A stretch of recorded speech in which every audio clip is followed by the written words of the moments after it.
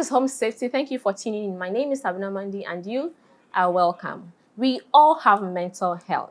However, comparing it against women directly, I would say that women find it a bit easier to speak about their mental health. There is absolutely nothing wrong to speak about what you are struggling invisibly. Today on Home Safety, we discuss men and mental health.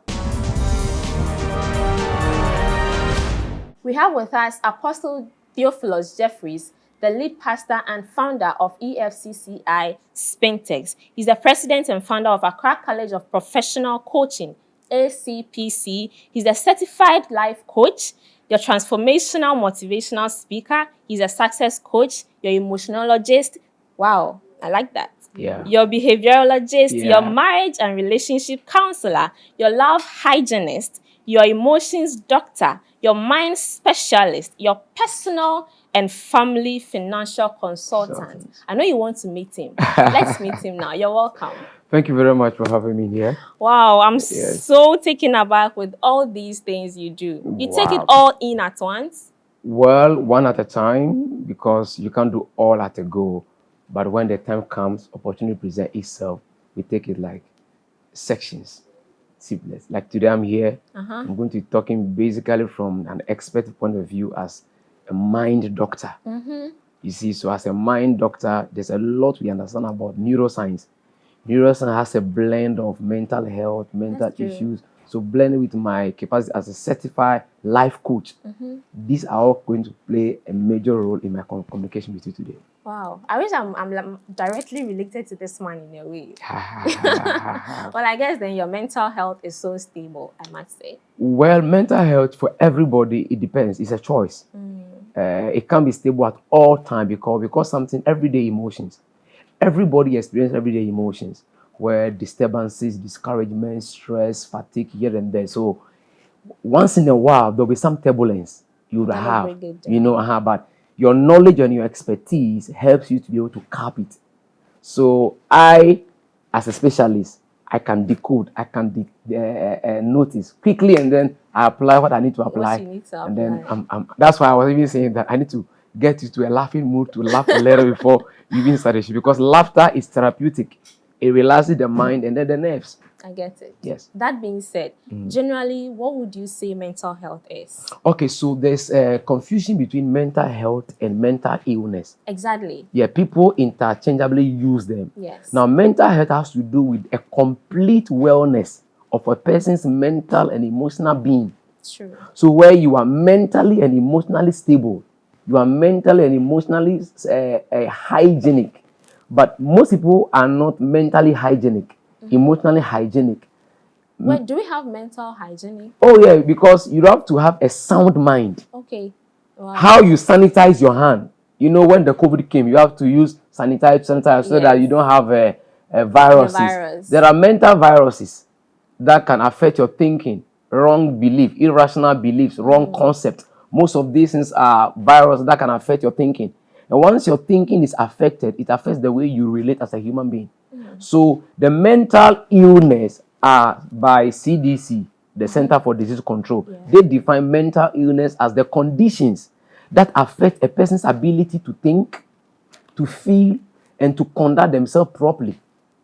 So any condition that affects your thinking, it affects your feeling, it affects your ability to be active, involving in day-to-day activity reasonably, is a mental illness. So you have mental health when you are mentally stable and everything, but you have mental illness where you are not able to properly handle challenges that your emotions and your mind faces. So can we say then that mental illness is like mental health rather is like physical health, normal physical health? Thank you. Yes. So they are all the same. Physical health. When you are physically healthy, it's just like you are mentally healthy. You are physically healthy, there's no headache, there's no stomach upset, there's no diabetes, that you are physically healthy. So mental health, when we say you are mentally healthy, you don't have emotional and mental disturbances, insanity, diseases. You know, the word disease is the word anything that diseases you. Whoa. You are not at ease. You see, it diseases you, it destabilizes you, it gives you a dwindling or variational instability to life. That's a disease. So you can have a mental disease. You can have mental illness. Yes. So mental health, just like physical health. Physical illness, just like mental illness. So physical illness are the diseases or the conditions that affect your ability to operate physically. When you have stomach pain. Regarding the mental, what actually causes the mental illness? Okay, you see, mental illness, like I said, I define mental health as a state of complete mental and emotional wellness. Exactly. So immediately you are getting yourself involved in things that destabilize your ability to think properly. The cause, for example, loss of a job, loss of a loved one. That can trigger depression.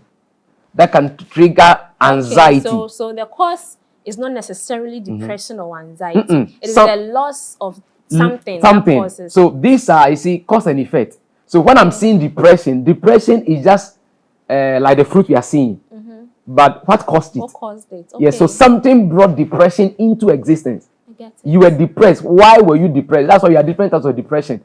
Different things cause depression. Some people, it's irrational belief. Some people, too much expectation. Some people, they like I don't want to mention types of depression anyway, but things causes you to be depressed. Something can cause grief. Grief is not accidental. It doesn't just happen. Things don't just happen. Yes. Something triggers it. So the things that trigger, they can trigger all these ill health conditions that a man will experience mentally and emotionally, like loss of a job, relationship trouble, his business not doing well, his the day-to-day distresses that they are not able to handle properly. These things can cause a lot and affect the mental health of a man. When these things come, yes, the men, do you feel it? Because like in our African setting, yes, you men are so assertive. You are like almighty. Nothing brings you down. Yes. So do you feel it? No, it's a wrong assertion that men are almighty. Men are all bossy. Men are all rugged. Men and all, stuff. No. That is what we see you do most of the time. It is society. You see, that is how come that I advise men, even when I'm dealing with relationships and marriage, I advise men that never fight with your wife. Don't struggle with the woman. The woman is internally stronger and more fortified, more formidable, more robust than the man. Women are internally strong. When you are a Christian, the Bible says that the woman is a weaker vessel. The word is vessel, not weaker content. The man is a stronger vessel, but a weaker content.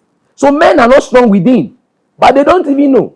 Biologically proven that when a man and a woman even have sex, and then the man release the semen. Now we have the X and the Y chromosome. Yes. Now the male gene, although it has the ability to run fast, it is not lasting. So when a man and a woman even have sex, and the man release the sperm at the tip of the woman, this thing, most of the male gene, although they can run very fast, but they get tired along quickly.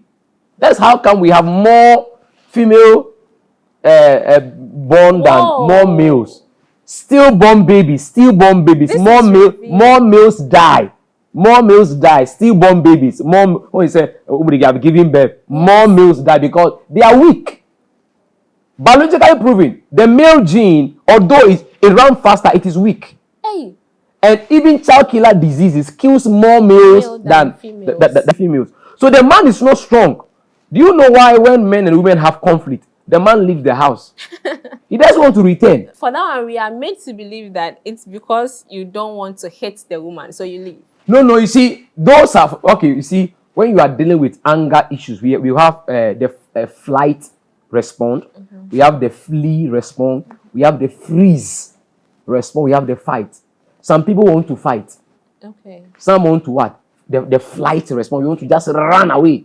Some also freeze. So a lot of men who have self-control over their emotions, when issues happen, they just want to leave the house. You flee from the face of the issue.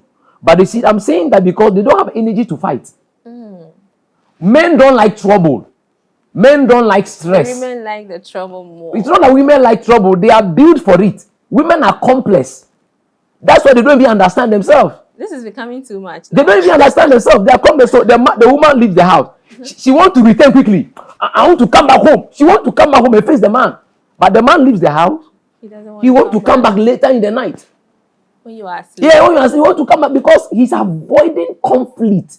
He's avoiding because they are not strong. That's why even the mental health issues, some of the cases like the psychopath, the psychosis, all these ones are more prevalent in men because society told the man, like you said, their men are assertive. Yes. Just be assertive. Can I tell you something? Emotions are not meant to be kept. Exactly. We call something the rigidity of emotions, where you want to suppress emotions. You can't suppress emotion. The more you suppress an emotion, the more you are empowering it. One day it will erupt like a volcano. And will it destroy you when it erupts, or it will destroy It will destroy both you and everybody around you. Oh, let me see. Somebody is very angry. You couldn't control your anger. Anger is an emotion. That's it's not true. A bad emotion. It's an emotion. Yes. But you need to be able to control it. When you are unable to control your anger, and you want to now release your anger with vindictiveness, with judgmental outlook. Oh, anger is what to give you a bad adjective. You know, anger makes your mouth move faster than your brain. Anger makes your hand move faster than your brain. All these things are so. Men are not supposed to be assertive only. Although be assertive, they must be able to express their emotions. They must learn this. But society has given them a stereotype. Oh, men don't cry. Oh. Men don't cry. Say cry. Because crying is therapeutic. It relieves. The men have to cry. They're crying. I want to see the men crying. Okay? You need to feel free about your emotions. Yeah. They will be right back. Welcome back. Let's continue from where the men need to cry. Why should they cry anyway? Men have to cry because in therapy, we call something crying therapy. Crying therapy. Where you have to cry. That's why in therapy, when you meet your client and they are crying, you don't tell them to stop crying. Why do Somebody you do that? lost their mother, she's crying. Oh, don't cry. Somebody lost a job, is crying. Don't cry. No, that is called what we call the tyranny of positivity. But ironically, if you tell them to keep crying, they will even say you don't tell them to keep crying. Okay. You just sit by them, encourage them. We call something empathy, not sympathy, because you don't need to give your clients sympathy. Okay. Sympathy is that you are just pitying the person. Yes, but true. Empathy is a combination of what? Compassion, care, affection. So you are empathic towards your client. Them. So you just sit by them. I saw a video where a lady was experiencing bipolar, and then she called the mom. And then she lied on the pathway and was crying. I think I saw and that. Then there was a rain. Rain was falling. She was lying in the rain. When the mother came, the mother just came and lied by her. Yes. You see, she is emotionally intelligent to know that in such case, you cannot force them out of such a mood, especially when they are experiencing their episodic. You can't do that. So crying is therapeutic. When you cry, number one, it relieves your nerves. When you cry, it takes away emotional burden. Do you notice that anytime you cry, after crying, you feel a little lighter? Yes. You feel lighter. You don't feel too heavy because emotional load are burdens that you are carrying. And they go away through tears? They go away through tears by relief. You see, because something relief. Watch me, when I'm carrying a load and I'm tired, once in a while, what do? You take it down and then you rest. After resting a while, you regain energy, you recuperate, you resuscitate, then you take back the load. Crying helps you now just pause, be relieved, breathe in energy, breathe in oxygen. After everything, you get more energy now to deal with the issue you are dealing with. Because when you have issues, you need to think to solve issues. You must be reasonable. You must be logical. If you don't relieve yourself, you can't see properly. Your judgment will be clouded. That's why when you experience some emotions, you must not make decisions. Like true. Anger. When you are angry, when you are stressed, when you are fatigued, even if you are too happy. When you are too happy, don't make promises. Because you can promise the world. That's why women know this secret. You want to wipe away the man's account. Get him excited. Regarding this crying thing. Yes. Now, if I see you cry, let me take myself out. Yes. If someone sees you crying now, the first thing that comes to their mind is that, oh, we're on your bema. Yes. So who do we go to in such okay, so society is a stereotype. The social construct has caged men that men don't cry. And they are dying. Yes. Do you know that we have more widows than widowers? Exactly. Do you know why? Yes. No. Because the men die early.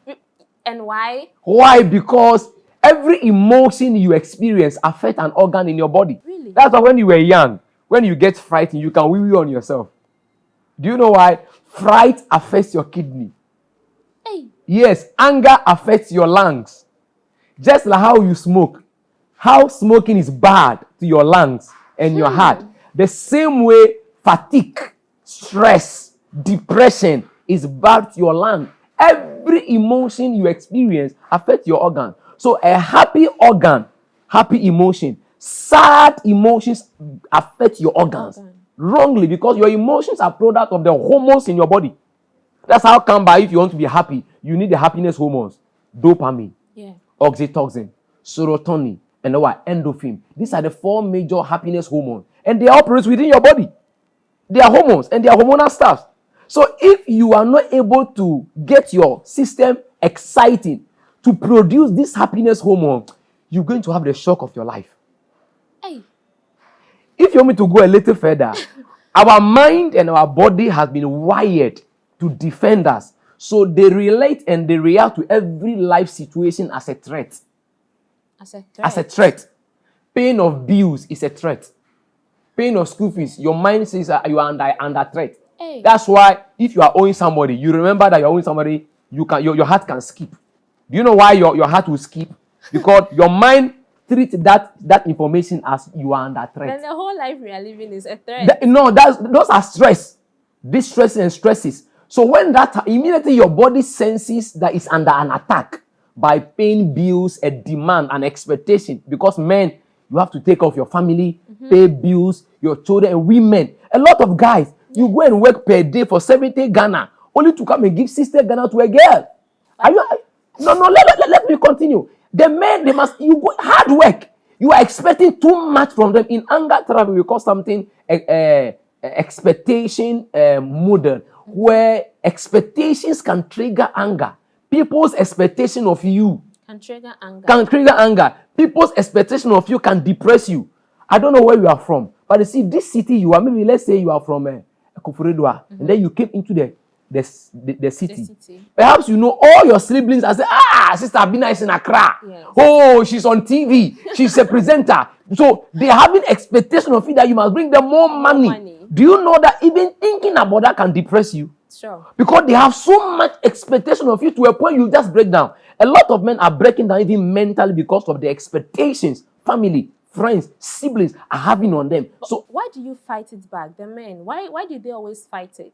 Fight what? Fighting their emotions. They rather keep them in than to bring them even to their wives. Yes, because society has told them that even when they start growing up young, hey, boys don't cry. Yes. Boys don't cry. So from our environment, our upbringing, we have been taught not to cry, not to express our emotions, not to just to keep it. That's why I'm explaining to you that when you keep emotions, you are killing your organs.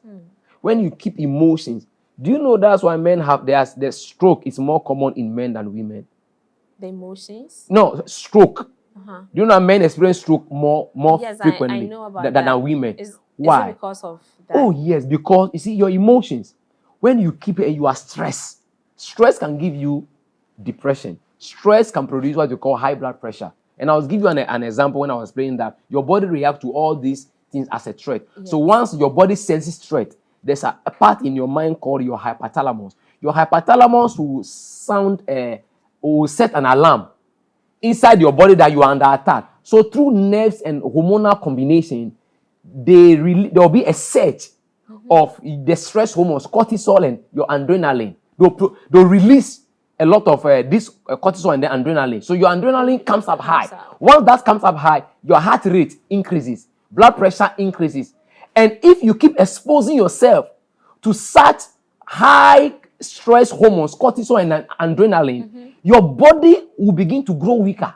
Your organs will begin to dissipate. And that is not healthy because you begin to experience a lot of mental health conditions, stress, depression, anxiety.